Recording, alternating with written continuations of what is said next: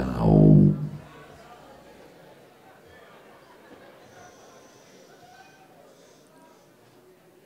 True quote taken from an Australian newspaper.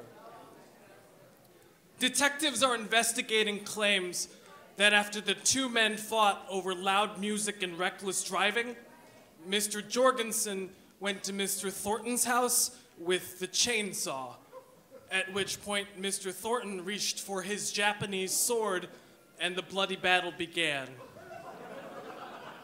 This poem is called Fuck Yeah!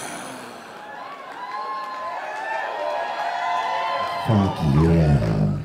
When your hour-long nemesis from the Victoria Boulevard cul-de-sac crashes through your front door, his face a red star of madness, chainsaw smoke billowing behind him like tentacles trailing the octopus of doom, you do what any reasonable person would do. You reach for your katana. Finally! The chance to live out one of history's most pressing hypotheticals, samurai versus lumberjack. Focus.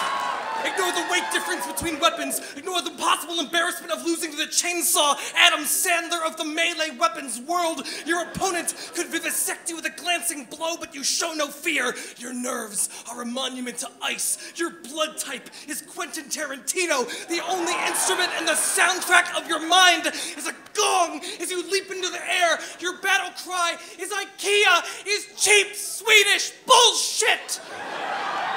And it all flashes before your eyes. Living room blood feuds, lens crafters, battle royales. You've wanted this ever since you could pair together the words boss and fight. And here he is, demon warlord of West Brisbane, your roaring annihilation held over his head like a hockey trophy. But there is no retreat from destiny, like there is no reasoning with an Australian. Do not fear defeat.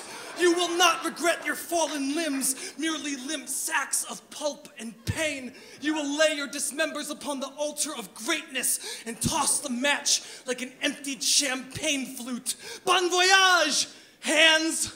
Au revoir rings yo-yos in reasonable typing speed. Because after all, isn't severance just a more beautiful word for freedom? Where others will know your swollen stump, you will know your unflinching courage. Where others wave at you with their delicate wrists and articulate fingers, you'll wave back with 100% pure fuck yeah! And won't that be worth it? To give up such a small fraction of your body to be so much bigger than yourself. Like, hey, look at me. I'm the guy who shook death's hand and ripped away from his grip at the elbow.